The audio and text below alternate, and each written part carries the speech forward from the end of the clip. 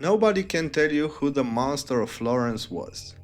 Not the Italian justice system. Not the dozens of investigators who spent nearly 2 decades on this case. Not the prosecutors who built theories so elaborate they eventually collapsed under their own weight. After 17 years of murders, 3 separate trials, and more named suspects than most countries see in a generation, the identity of the killer is still unknown. That should bother you more than it probably does. Between 1968 and 1985, someone killed 16 people in the hills outside Florence. Always couples, always in isolated spots, parked far from roads and houses. Always on the darkest nights of the month. The method was consistent every time. The weapon was consistent every time. And yet, the investigation that followed became one of the most complete failures in the history of European criminal justice. This is the story of how that happened. The hills surrounding Florence are genuinely beautiful. Vineyards, cypress trees, narrow winding roads through villages that haven't changed much since the Renaissance. In the 1970s and 80s, those same hills were also one of the few places where young couples in the region could find privacy. Apartments were small and shared. Hotels required ID. So people drove out to the countryside after dark, found a quiet spot, and stayed for hours. The killer knew this.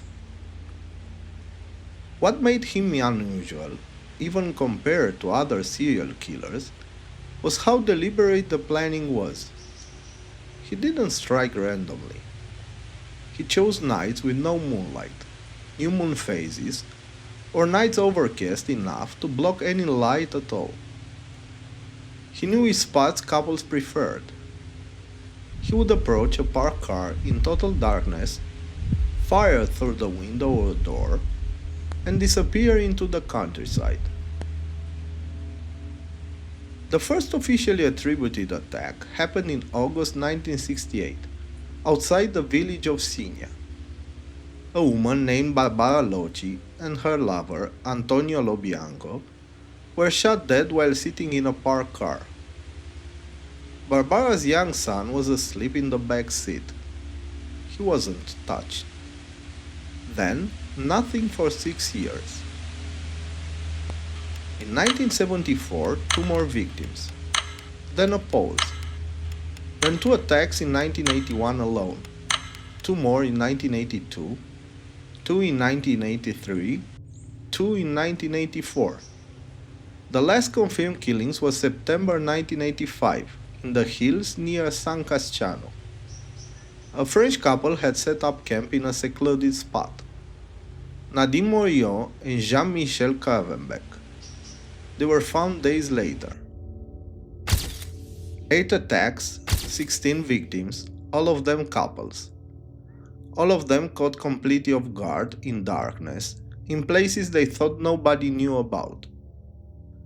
The Italian press named him Il Monstro di Firenze, the Monster of Florence, and in a country that had no real framework for thinking about serial killers, the name fit. Not just because of what he did, but because of how long he did it without being found. The one thing investigators had going for them was the weapon. Every single killing was carried out with the same firearm, a Beretta Series 70. But it wasn't just the gun model that linked the crimes together. It was the ammunition. The bullets recovered from each scene had a consistent, distinctive deformity, a characteristic found in cartridges from a single production batch manufactured in the mid-1950s. The same batch, used across 17 years of murders. This meant one of 2 things. Either the same person had been killing since 1968 and carefully preserved hundreds of rounds from that single lot for decades, or the gun had changed hands at some point and whoever received it kept using the same stockpile. Investigators focused heavily on the second possibility. It became the foundation for where the investigation went next, for better and for worse.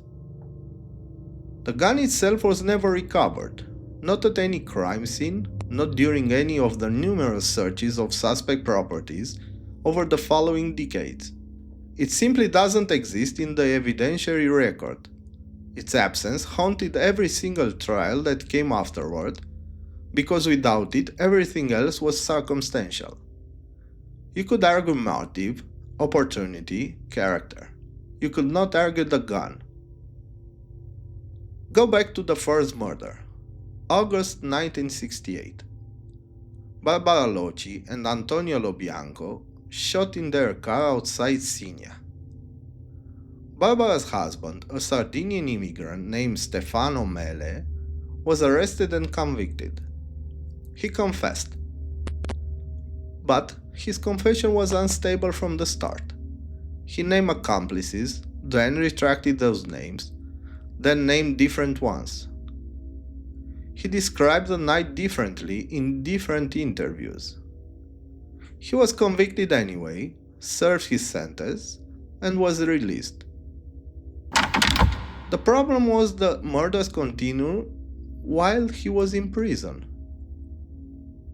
This is when the Sardinian Trial theory developed and took hold.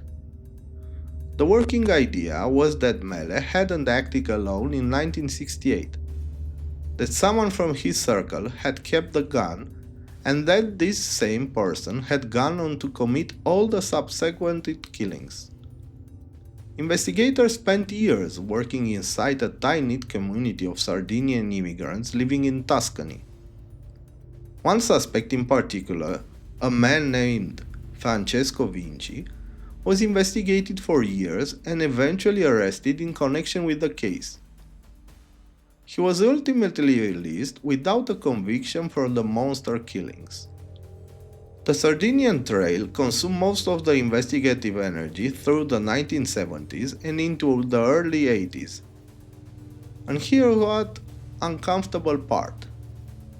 It may have been partially right. The 1968 murder almost certainly involved more than just Mele. The consistent ammunition across all crimes thus suggests the gun moved through specific hands at a specific moment.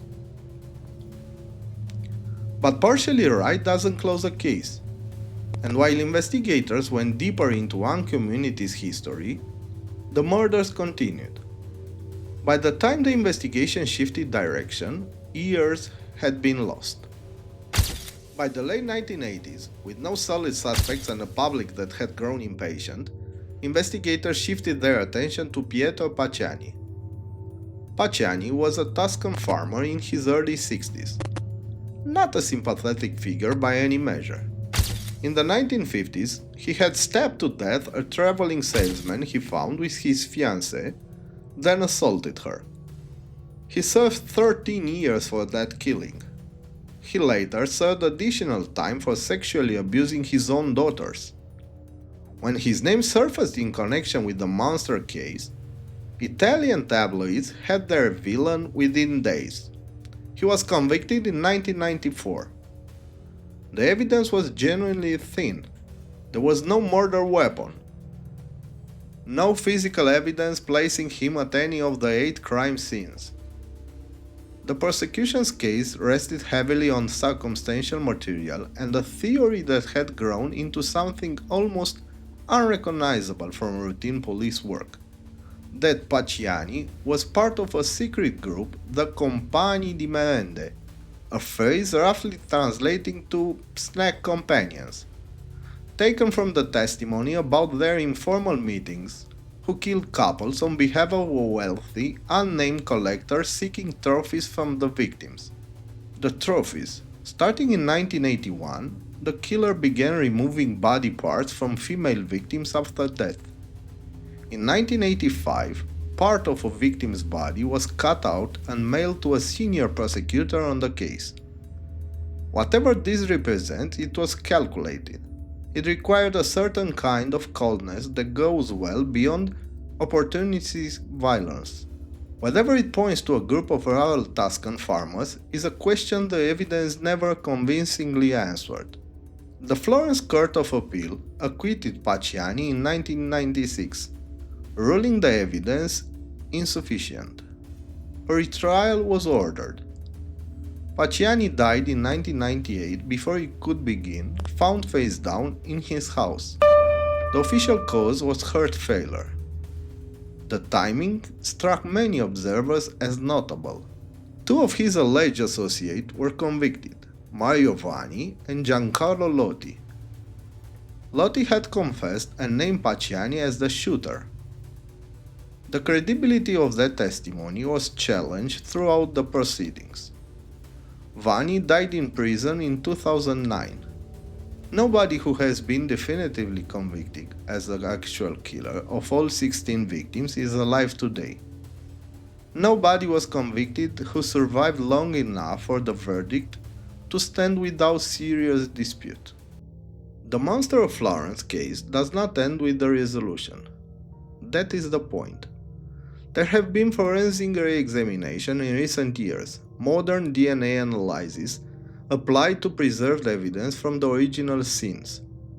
As of 2026, none of them have returned a definitive identification.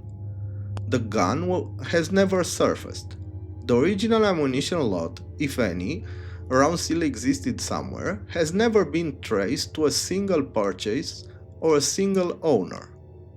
What the case changed is harder to measure than assault crime, but probably more lasting. Italy wasn't prepared for this, not in 1968, and arguably not for years afterward.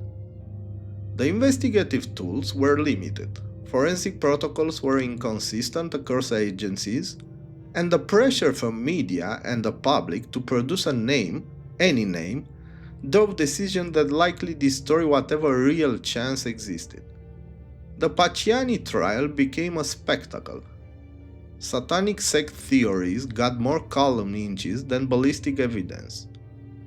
A case that needed to be built slowly, on physical proof, became something else. A public story that needed to end a certain way. And the ending the public wanted was not necessarily the true one.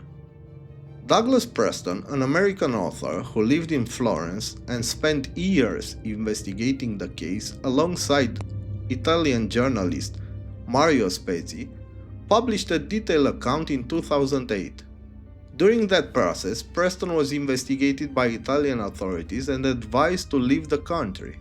His experience confirmed something the public record already suggested, that the investigation had gone so far off track so early, that finding the real killer may have been made practically impossible, not just by time, but by the investigation itself.